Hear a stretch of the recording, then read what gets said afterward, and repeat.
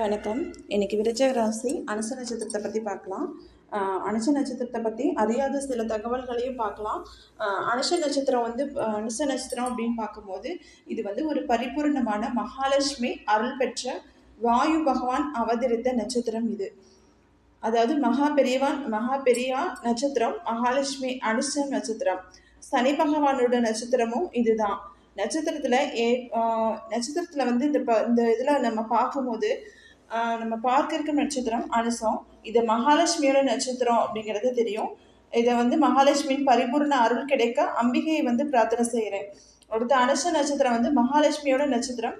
அது மட்டுமா சனி பகவானோட நட்சத்திரமும் அனுஷம்தான். நட்சத்திர வரிசையில 17வது நட்சத்திரம் இந்த நட்சத்திரம் இருக்கும். ராசி விருச்சிகம். இந்த நட்சத்திரத்துல தான் வாயு பகவான் அவதரித்தார். மகாலட்சுமி தாயார் அமர்ந்திருக்கும் தாமரை பிறந்ததும் அனுஷத்துல தான். அனுஷ நட்சத்திரக்காரங்களோட குணாதிசயங்கள் எப்படிப்பட்டதாக இருக்கும் அப்படின்றத பார்க்கலாம். பொதுவாக பார்த்தோம் அப்படின்னா விருச்சிக ராசியில பிறந்தவங்க பிடிவாத குணம் கொண்டவர்களாக இருப்பாங்க என்பது ஜோதிட சாஸ்திரத்தின் ஒரு பொது விதி. ஆனால் இந்த அனுஷ நட்சத்திரத்துல பிறந்தவங்களுக்கு இது பொருந்தாது. இன்னும் சொல்ல போனால் இவர்கள் கையில் ₹1 வாங்கி தொழில் அல்லது வியாபாரம் தொடங்கினால் கோடீஸ்வரன் ஆகிவிடுவீர்கள் என்பது சர்வ நிச்சயம். அவ்வளவு அதிர்ஷ்டகரமான கைகளுக்கு சொந்தக்காரங்க தான் இந்த அனுஷ நட்சத்திரக்காரங்க. அடுத்து அனுஷ நட்சத்திரக்காரர்கள் லக்ஷ்மி அம்சம் என்றால் என்ன சும்மாவா? தொட்டதெல்லாம் துலங்கும், கூரையும் மாளிகையாகும். மாற்று உடை கூட இல்லாத கந்தல் அணிந்தவர்களையும் கோடீஸ்வரர்களாக மாற்றக்கூடியதுதான் இந்த அனுஷ நட்சத்திரம். அடுத்து முன்பு சித்திரை நட்சத்திரம் திருமண தாலியை குறிக்கும் என்றும் ஆதிரை திருமண தாலி பனையோலையில் இருந்தது அப்படிங்கிறதும் பார்த்தோம். அப்படின்றத நம்ம பார்த்துருக்கோம். இந்த பனைமரம் மற்றும் பனை ஓலை இந்த அனுச நட்சத்திரத்தோட வடிவம்தான் அப்படிங்கிறத மறுக்க முடியாது. அடுத்து சரி, சித்திர நட்சத்திரத்திற்கும் அனுச நட்சத்திரத்துக்கும் என்ன தொடர்பு அப்படிங்கிறதை பார்க்கலாம். சித்திர நட்சத்திரம் இடம்பெற்றிருப்பது 7ஆம் இடம், அதாவது திருமணஸ்தானம். இந்த அனுசம் இடம்பெற்றிருப்பது விருச்சகம் என்னும் 8ஆம் இடம் என்னும் மாங்கல்யஸ்தானம். இப்போது புரிகிறது அல்லவா?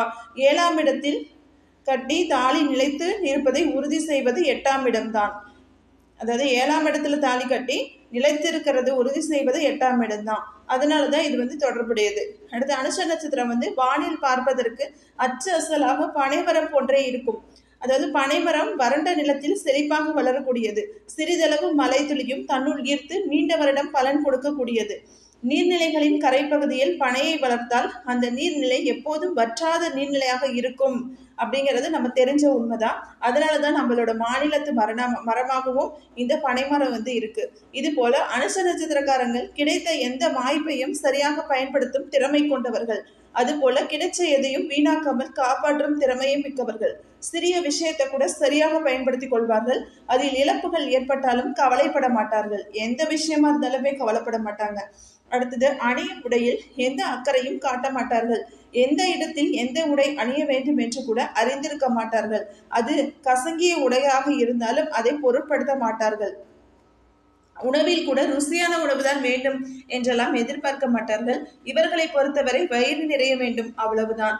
இது ஏதோ அவர்களை சிறுமைப்படுத்துவது போல இருக்கலாம். ஆனால் உண்மையிலேயே எளிமையான ருசிக்கு முக்கியத்துவம் தராதவர்கள் ஞானிகள், மகான்கள் போன்ற எதிர்பார்ப்பு இல்லாத ஞான நிலை கொண்டு இருப்பவர்கள் தான் இந்த அனுஷ நட்சத்திரக்காரங்க. இவங்களுக்கு அடிவயிற்றில் ஏதாவது தழும்பு இருக்கும். காயத்தழும்பு அல்லது குடல்வால் அறுவை சிகிச்சை தொடர்பான தழும்பு அல்லது மச்சம் போன்ற ஏதேனும் தழும்பு இருக்கும். ஒரு சோகம் அப்படின்னு சொன்னா என்னன்னா, அனுச நட்சத்திரக்காரங்கள் தாயின் அன்புக்கு ஏங்குபவர்கள். ஆனால் தாயின் அன்பு இவர்களுக்கு கிடைக்காது. இவர்களில் பெரும்பாலானோர் தாயை பிரிந்திருப்பார்கள். அதிலும் சிறு வயதிலேயே பாட்டி வீட்டில் வளர்தல் அல்லது விடுதியில் தங்கி படிப்பது போன்றவை இருக்கும். சகோதரர் இருப்பின் இவரை விடவும் சகோதரருக்கே தாயார் அதிக முக்கியத்துவம் தருவாங்க. அடுத்த அனுஷ நட்சத்திரக்காரர்கள் உலகம் சுற்றுபவர்கள். கல்வி நிமித்தமாக, பணியின் காரணமாக என சொந்த ஊரை விட்டு அயலூர், அயல் நாடு என வாழ்பவர்களாக இருப்பாங்க. உணர்ச்சி வசப்படுவதிலும் கோபப்படுவதிலும் இவர்களுக்கு இவர்கள் தான். ஆனால் இந்த வந்த கோபம் வந்த வேகத்திலேயே காணாமல் போகும். இவர்களோட பிரச்சனையே சிறிது விஷயத்துக்கும் பார்த்தீங்கன்னா குற்ற உணர்வோடு இருப்பதுதான். அலங்கரிப்பு என்னும் அங்காளாய்ப்பு எனும் புலம்பல் அதிகம் இருக்கும் உங்ககிட்ட. இதுவே இவங்களுக்கு பாதிப்பையும் தரும். அதாவது மன உளைச்சல் பிரச்சனை, மன உறுத்தல் போன்ற பாதிப்புகளும் உங்களுக்கு இருக்கும். இன்னும் ஒரு சிலருக்கு இல்லாத ஒன்று இருப்பதாக நினைத்து கொண்டு மன ரீதியான பிரச்சனைகள் இருக்கும். அமாவாசை பௌர்ணமி காலத்துல மிகுந்த பரபரப்பாக பதட்டமான இருப்பாங்க. இதை இவர்கள் உணர மாட்டார்கள். இவர்களை சுற்றி உள்ளவர்கள் நன்கு அறிந்து வைத்திருப்பார்கள். இறை பக்தியில் இவர்களை மிஞ்சுவதற்கு எவரும் கிடையாது. மாந்திரீக தாந்திரீக நாட்டம் அதிகம் இருக்கும். கடவுள் இருக்கிறார் என்பதை எவ்வளவு நம்புகிறார்களோ அதே அளவுக்கு தீய சக்தியும் இருக்கிறது என்பதில் அதிக நம்பிக்கை உடையவர்கள் தான் இவங்க. தான தர்மங்கள் செய்வதில் அதிக ஆர்வம் உடையவர்கள். தனக்கு இல்லாவிட்டாலும் அடுத்தவருக்கு தருவதில் மகிழ்ச்சி கொள்பவர்கள். தர்மம் செய்ய எந்த எல்லைக்கும் செல்பவர்கள். வெள்ளை மனதிற்கு சொந்தக்காரர்கள். உதவி செய்வதிலும் உதவியை கேட்டு பெறுவதிலும் சிறிதும் தயக்கம் காட்டாதவர்கள்.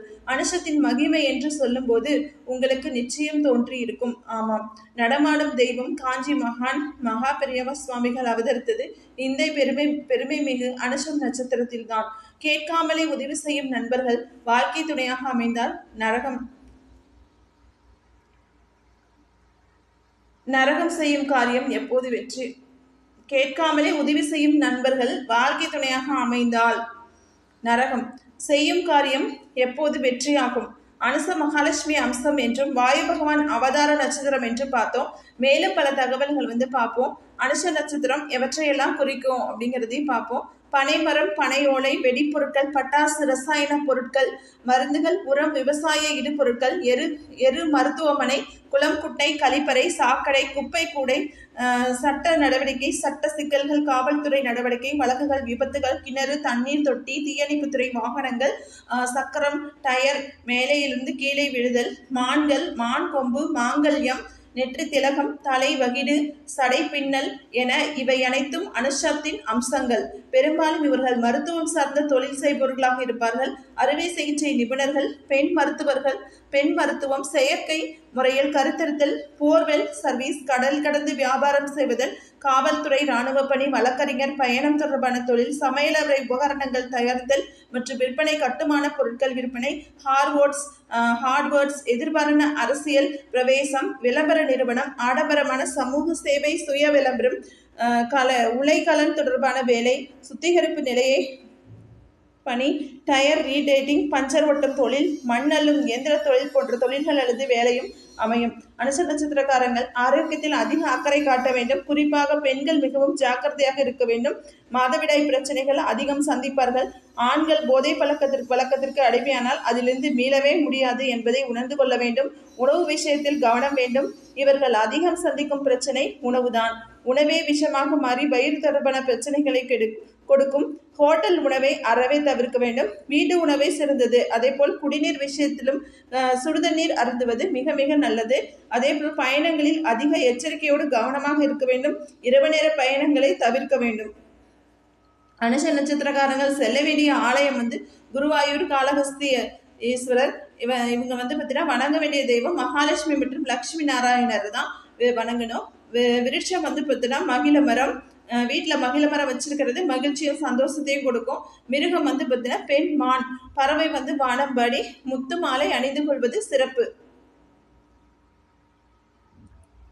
ஆரோக்கியம் பற்றி கொஞ்சம் பார்க்கலாம். நரம்பு தளர்ச்சி, ஹீமோகுளோபின் பிரச்சனை, மன தடுமாற்றம், ஒவ்வாமை, நோயே இல்லாத நிலையில் நோய் இருப்பதாக நினைத்தல், இருட்டில் பயம், இருட்டில் பயம், பயண பயம் என்ற போபியோ பிரச்சனைகளும் இருக்கும். அனுஷ நட்சத்திரக்காரங்களுக்கு வாழ்க்கை துணையாக பொருந்தக்கூடிய நட்சத்திரம் பார்த்தீங்கன்னா ஆயில்யம், கேட்டை, ரேவதி. இந்த நட்சத்திரத்துல வாழ்க்கை துணை அமைந்தால் இறைவன் கொடுத்த வரம் என்றுதான் சொல்ல வேண்டும். அடுத்து புனர்பூசம், விசாகம், பூராடத்தி. இந்த நட்சத்திரத்துல துணை அமைந்தால் சிறப்பான நன்மைகளும் மனமொத்த தம்பதிகளாக வாழ்வாங்க. ரோகிணி, ஹஸ்தம், திருவோணம். இந்த நட்சத்திர துணை அமைந்தாலும் வசதி வாய்ப்புகளுக்கு குறைவிருப்பாது. சுகபோக வாழ்வு அமையும். 80% இருக்கும். அடுத்து சித்திரை, திருவாதிரை, சுவாதி, சதயம். உடலும் இருக்கும். சிறப்பான வாழ்வும் அமையும். சண்டைக்கு பின் ஏற்படும் சமாதானம் என்ற இன்பத்திற்கும் ஈடாகாது என்பது தெரியும் தானே. இது 70%. அடுத்து கார்த்திகை, உத்திரம், உத்திராடம். மத்தியம பலன் 50% மட்டும்தான். திருமணத்திற்கு தவிர்க்க வேண்டிய நட்சத்திரங்கள் பார்க்கும்போது உத்திராடதி, பரணி, பூராடம் இந்த நட்சத்திரங்களை சேர்க்கக்கூடாது. அஸ்வினி, மகம், மூலம் இந்த நட்சத்திர துணை அமைவது அது நித்தம் நிம்மதி இல்லாமல் ஆகிவிடும். மிருகசீரம், சித்திரை, அவிட்டம் இந்த நட்சத்திரக்காரங்களை வாழ்க்கை துணையாக சேர்க்கக்கூடாது. நிம்மதி என்பதே இருக்காது. நெருப்பு வளையத்தில் இருப்பது போல வாழ்க்கை இருக்கும். நன்றி, வணக்கம்.